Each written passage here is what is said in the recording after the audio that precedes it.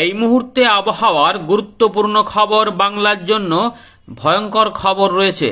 ইতিমধ্যে নতুন আপডেটে আরও কিছুটা পরিবর্তন। বাংলার একাধিক জেলাতে মাঝারি থেকে ভারী বৃষ্টিপাত হতে পারে। চাষি ভাইদের চিন্তা বাড়াতে পারে বেশ কিছু অংশে। তবে বৃষ্টিপাত হলে চাষি ভাইদের কিছু অংশে সুবিধাও হতে পারে, চাষের কাজে লাগতে পারে, কিন্তু এই বৃষ্টিটাই কিছু চাষিদের ক্ষেত্রে কিন্তু সমস্যা হয়ে দাঁড়াতে পারে। বৃষ্টিপাত মূলত উপকূলবর্তী জেলাগুলিতে বেশি সম্ভাবনা থাকলেও সমস্ত জেলাতেই বৃষ্টিপাতের পূর্বাভাস হয়ে যেতেও পারে। এমন উঠে আসছে নিম্নচাপের দাপটে এই বৃষ্টিপাতের সম্ভাবনা। আমরা পুরো বিষয়গুলিকে আলোচনা করব ধীরে ধীরে। বর্তমানে ঠান্ডার দাপট বজায় থাকলেও তাতে কিছুটা কমতি আসবে, অর্থাৎ তাপমাত্রা সামান্য একটু বাড়বে। এই মুহূর্তে আবহাওয়া দপ্তর যেটা জানাচ্ছে যে উত্তর পূর্ব ভারতের বিভিন্ন অংশে কুয়াশা থাকার সম্ভাবনা থাকলেও উত্তরবঙ্গ সহ দক্ষিণবঙ্গে ঘন কুয়াশা থাকবে না, শৈত্যপ্রবাহ থাকবে না, তবে ঠান্ডার দাপটটা বজায় থাকবে। একটা বৃষ্টিপাতের যে খবর আপনাদের বলছি, সেই বৃষ্টিপাতের পরেই আবার কাঁপিয়ে হাড় কাঁপানো ঠান্ডা কিন্তু পড়তে পারে দক্ষিণবঙ্গ উত্তরবঙ্গে। কলকাতার তাপমাত্রা 11 থেকে 12 ডিগ্রি বা 10-11-র মধ্যে চলে আসার সম্ভাবনা, অর্থাৎ কলকাতাতেও কনকনে ঠান্ডার দাপট মাসের শেষে দেখা যাবার সম্ভাবনা রয়েছে। কিন্তু বৃষ্টিপাত হলে কোথায় কোথায় হতে পারে, কোন জেলাগুলিতে বেশি প্রভাব, কোন জেলাগুলিতে কম প্রভাব, এটা আমরা আলোচনা করব। ঝাড়খণ্ড উড়িষ্যা থেকে বৃষ্টিপাত আসতে পারে। বর্তমানে বঙ্গোপসাগরে তৈরি হয়েছে নিম্নচাপের ঘনঘটা, সেই নিম্নচাপ ধীরে ধীরে এগিয়ে আসছে এবং এই নিম্নচাপেরই কিছুটা ঘুরপেঁচ হতে পারে, যার জন্যই নতুন আপডেটগুলিতে বৃষ্টিপাতের পূর্বাভাসে বৃদ্ধি দেখা যাচ্ছে। আপনাদের যেটা বলবো, এখনই আতঙ্কিত না হয়ে প্রত্যেক আপডেটে নজর রাখুন, বিশেষ করে চাষি ভাইরা এবং মৎস্যজীবীরা, কারণ বঙ্গোপসাগরের দিকে ঝোড়ো হাওয়া সৃষ্টি হতেও পারে, এমন সম্ভাবনা নতুন করে উঠে আসছে। আজ আপনার এলাকায় আকাশ কেমন রয়েছে?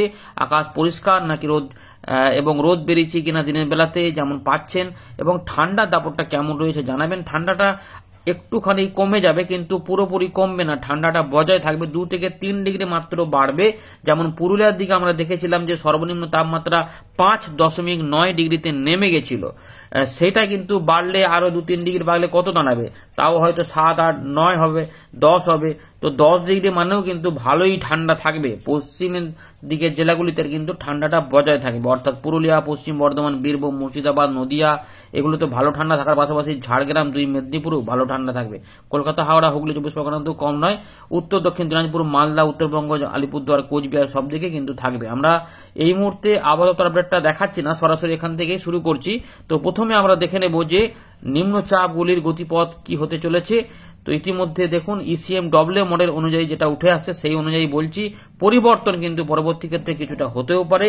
তাই এখনই আতঙ্কিত না হয়ে শুধুমাত্র দেখুন যে কি হতে চলেছে, নজর রাখুন প্রত্যেক আপডেটে। আমরা দিনে 2টো করে আপডেট দিচ্ছি, প্রত্যেক আপডেটে দেখতে পাবেন। ইতিমধ্যে লেটেস্ট আপডেট যেটা বলছে, এই নিম্নচাপটা কিন্তু 17 থেকে 18 তারিখের মধ্যে তামিলনাড়ু উপকূলে পৌঁছে যাবে এবং এটা কিন্তু কিছুটা শক্তি বৃদ্ধির কথাও বলেছে। দেখুন এইখানে যেটা দেখা যাচ্ছে, এই নিম্নচাপটা কিন্তু এখানে অবস্থান করছে, কিন্তু এইটা সরাসরি তামিলনাড়ুর দিকে কিন্তু প্রবেশ করে যাচ্ছে না, এমনটা কিন্তু উঠে আসছে এবং এটা ধীরে ধীরে উত্তর দিক বরাবর দেখুন একটু করে এগোতে থাকছে, গা ঘেঁষে ঘেঁষে দেখুন এই জায়গায় ঘুরছে এবং দেখুন দেখে মনে হবে যেন উপকূলে প্রবেশ করে যাবে, কিন্তু উপকূলে প্রবেশ হচ্ছে না। যদি প্রবেশ করে যায় তাহলে বাংলার জন্য ভালো খবর, কিন্তু এখানে যে উঠে আসছে এটা কিন্তু সরে সরে যাচ্ছে এবং এই যে উড়িষ্যাতে যখন চলে আসছে শক্তি একটু বৃদ্ধি দেখা যাচ্ছে, গতিবেগ এখানে চলে আসছে 67-68 কিলোমিটার বায়ুর ঝাপটা, এবং আমাদের বঙ্গোপসাগরের উত্তর ভাগ, উত্তর পশ্চিম ভাগ এবং উত্তর পূর্ব ভাগেও দেখুন এখানে কিন্তু ঝোড়ো হাওয়া দেখা যাচ্ছে 50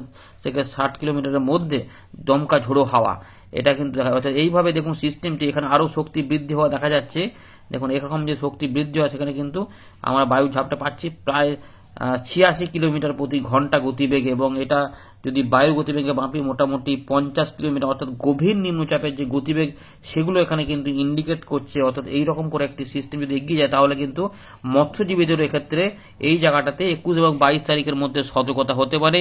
চট্টগ্রাম থেকে আমাদের ওই উড়িষ্যা উত্তর ভাগ, এই যে এলাকাটা রয়েছে এখানে যে সমুদ্র রয়েছে এখানে সতর্কতা হতে পারে। তাই মৎস্যজীবীরাও এটা মাথায় রাখবেন। এখনই বলছি না যে আতঙ্কিত হয়ে যাবেন, এটাই হয়ে যাবে, কিন্তু একটু নজর রাখুন, কারণ আপডেট যেহেতু উঠে আসছে তাই একটুখানি সতর্ক থাকা ভালো। এর পাশাপাশি এবারে বৃষ্টিপাত এতে কিরকম দিতে পারে সেটা আমরা দেখবো, এবং রাস্তার দিকে ঠান্ডা কেমন হবে সেটা দেখবো। প্রথমে আমরা এইটার বৃষ্টিপাতগুলো দেখাবো, তার আগে একবার দেখে নিই। দেখুন তাপমাত্রা কিভাবে বাড়া কমা করছে। এখন কিন্তু ঠান্ডা যেমন সকালের দিকে রয়েছে 11 ডিগ্রি, 10 ডিগ্রি, 9 ডিগ্রি, এবং কলকাতার দিকেও দেখা যাবে যে হয়তো কোথাও 15, 16, আশেপাশে হয়তো 12, 13 ঘোরাফেরা করবো। উত্তরবঙ্গ থেকে দক্ষিণবঙ্গে প্রায় একই রকম রয়েছে। এই কোচবিহার, আলিপুরদুয়ার এগুলো তখন 12 ডিগ্রি মতো দেখা যাচ্ছে। উত্তর দক্ষিণ দিনাজপুর, মালদা, বাংলাদেশও প্রায় সেই রকমই রয়েছে, 1 ডিগ্রি এদিক ওদিক। এবারে দেখুন এই যে তাপমাত্রা ভালো করে দেখুন, এই ধানবাদটাকে লক্ষ্য রাখুন আমরা ভালো করে, তাহলে বুঝতে পারবেন ঠান্ডাটা বাড়াচ্ছে কমছে কিনা। ধানবাদ 13 ডিগ্রি 18 তারিখে, 19 তারিখের দিকে এটা কিন্তু হয়ে যাচ্ছে 12 ডিগ্রি, 20 তারিখের দিকে 13 ডিগ্রি। দেখুন 21 তারিখের দিকে তাপমাত্রা বেড়ে যাচ্ছে।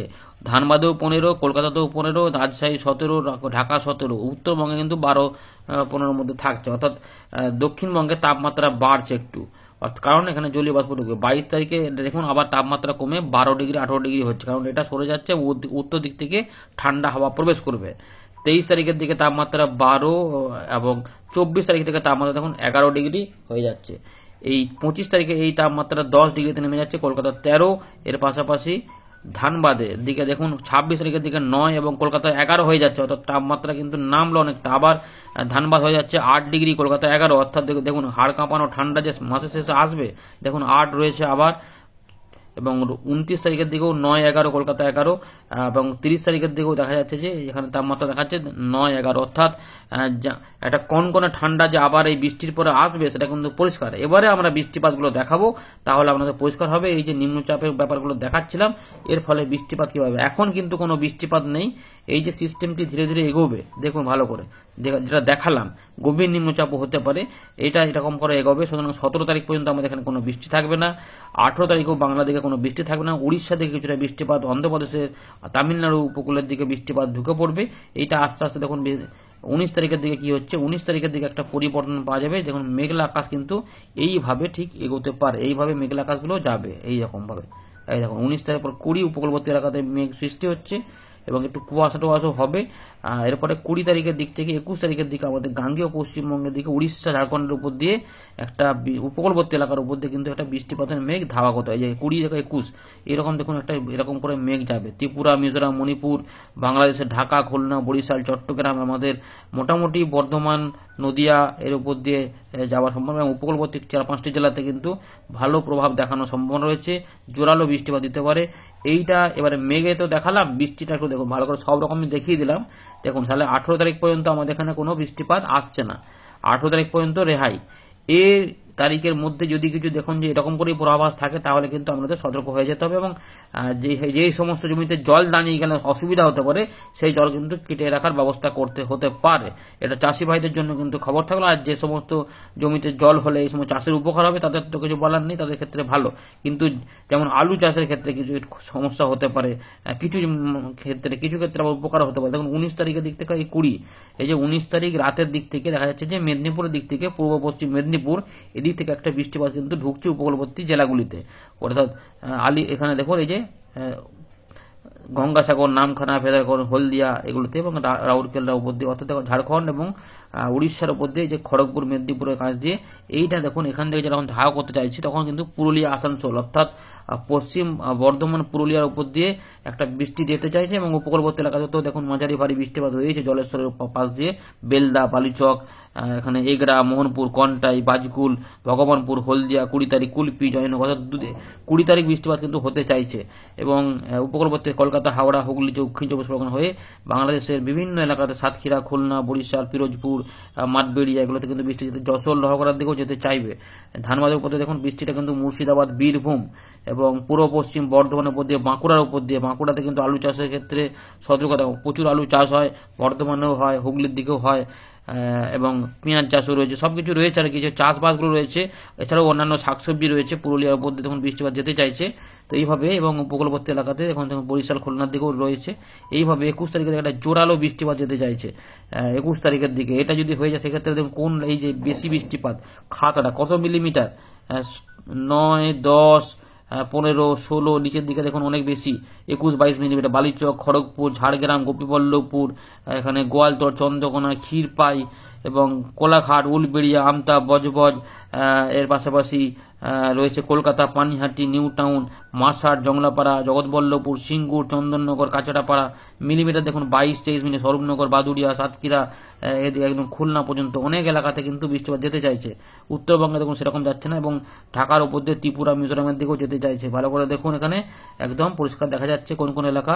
পূর্ব বর্ধমানে রয়েছে পূর্ব বর্ধমান, মেমারি, জামালপুর, এখানে ভাতার, মন্টেশ্বর, পাটুলি, মুরাগাছা, কাটোয়া, কালনা, দেবগ্রাম, কেতুগ্রাম, নানুর, বোলপুরও বৃষ্টিপাত যেতে চাইছে এবং কাঁকসা, গুসকরা, সোনামুখী, পাত্রসাহের, খণ্ডগড় দেখুন 12-13 মিলিমিটার করে বৃষ্টিপাত যেতে চাইছে, অর্থাৎ একটা জোরালো বৃষ্টিপাত কিন্তু যেতে চাইছে কলকাতা, হাওড়া, হুগলি এবং উপকূলবর্তী যে সমস্ত দক্ষিণ চব্বিশ পরগনা, জয়নগর, বারুইপুর, বিষ্ণুপুর, কেওয়াতলা, কোলঘাট, তমলুক, অনেকটা জায়গার উপর দিয়ে কিন্তু যেতে চাইছে। এই মালদার দিকে বা উত্তর দক্ষিণ দিনাজপুর দিকে নেই, কিন্তু দেখুন এইভাবে যেতে চাইছে। তো এইভাবে যাওয়ার সময় কিন্তু গোটাটা মোটামুটি পুরুলিয়া, পশ্চিম বর্ধমানের কিছু অংশ ধরে মুর্শিদাবাদের কিছু অংশ নিতে চাইছে, বীরভূম সহ বেলডাঙ্গা, এগুলো হালকা টাইপের, কিন্তু করিমপুর, বেলডাঙ্গা, ডোমকল, লালপুর, এদিকে বাংলাদেশের বিভিন্ন অংশে সাতক্ষীরা রয়েছে, এখানে রয়েছে মেহেরপুর, পাবনা, ইসুরদি, নাগপুর, নগরপাড়ার উপর রয়েছে কাপসিয়া, আগরতলা হয়ে দেখুন ত্রিপুরার দিকে যেতে চাইছে। ত্রিপুরা দক্ষিণ, মধ্য এবং উত্তর ত্রিপুরা হয়ে সিলেটের উপর দিয়ে এটা কিন্তু দক্ষিণ আসামের দিকে যেতে চাইছে এবং মিজোরামের দিকেও যেতে চাইছে। সুতরাং এই যে এত এলাকা জুড়ে কিন্তু বৃষ্টিপাতের একটা সম্ভাবনা দেখা যাচ্ছে এবং মাঝারি থেকে ভারী বৃষ্টিপাত উপকূল থেকে দেখা যাচ্ছে। হয়তো কারণ এই বঙ্গোপসাগর এখানে কিন্তু একটা গভীর নিম্নচাপ হতে চাইছে। যদি এরকম ভাবে হয়, পরিবর্তন হলো, আপাতত যেরকম ভাবে রয়েছে একটু ডিটেলসে বলে দিলাম। কলকাতা, উত্তর দক্ষিণ 24 পরগনা, পূর্ব পশ্চিম মেদিনীপুর, ঝাড়গ্রাম এবং হুগলি, তার সঙ্গে কিছুটা বাঁকুড়া, এই এলাকার উপরেই কিন্তু বেশি প্রভাব হতে চাইছে এবং পূর্ব বর্ধমানের দক্ষিণ ভাগে কিছুটা বৃষ্টিপাত হতে চাইছে, নদিয়া সহ এদিকে খুলনা, বরিশালের উপরে একটু বেশি বৃষ্টিপাত দিয়ে 21 তারিখের দিকে এটা দুদিনের মধ্যেই কিন্তু এখানে চলে যাচ্ছে। অর্থাৎ দুদিন, এই 20 তারিখ থেকে 19 তারিখের দিকে তো শুরু হতে পারে, কিন্তু রাতের দিকে কিন্তু 20 এবং 21 এই দুটো দিনে এইরকম ভাবে বিকেলের পর থেকে দুর্যোগপূর্ণ আবহাওয়া একটা আসতে পারে, যেটা এই যে বেশ কিছু এই যে এতটা সময় ধরে বৃষ্টি যদি হয় তাহলে তো চাষের জমিতে জল দাঁড়িয়ে যাবে, এইরকম ব্যাপার আর কি হতে চাইছে। তো এরকম একটা পাওয়া যাচ্ছে, এতে কোনো পরিবর্তন হলে আমরা জানাবো এবং যেটা বললাম এইটা চলে যাওয়ার পরেই কিন্তু আবার হাড় কাঁপানি ঠান্ডা আসবে, উত্তর দিক থেকে হাওয়াগুলো ঢুকে যাবে। আশা করি আমাদের বিষয়টি ক্লিয়ার হয়েছে এবং বঙ্গোপসাগরের যেটা বললাম যে এরকম করে যদি হয় তাহলে কিন্তু বঙ্গোপসাগরে ওই 21-22 তারিখের দিকে মৎস্যজীবীদের কিন্তু একটু মাথায় রাখতে হবে। এরকম যদি চলে আসে তাহলে এইরকম করে একটা কিন্তু সতর্কতা হতে পারে। যদি এখন আবহাওয়া দপ্তর এই সমস্ত বিষয়ে কিছু বলেনি, তবে এরকম এলে অবশ্যই তারা তাদের আপডেটে পরিবর্তন করে দেবে, তখন আপনারা জানতে পারবেন যে এরকম একটু হতে চাইছে। উড়িষ্যা, পশ্চিমবঙ্গ, বাংলাদেশে এইখানে গভীর নিম্নচাপের মতো একটা আসতে চলেছে বা নিম্নচাপ আসতে পারে, তার প্রভাবে ভারী বৃষ্টিপাত এবং পরবর্তীতে আরও কিছু বাড়ায় কমায় কিনা সেটা জানা যাবে। মোটামুটি হালকা মাঝারি বৃষ্টিপাতের পাশাপাশি মাঝারি থেকে ভারী বৃষ্টিপাতও হতে পারে উপকূলবর্তী 5 থেকে 6টি জেলাতে, বাকি অংশে হালকা মাঝারি হতে পারে এবং উত্তরবঙ্গে কিন্তু এই বৃষ্টিপাতের প্রভাব না পড়ার চান্সটাই রয়েছে। ধন্যবাদ।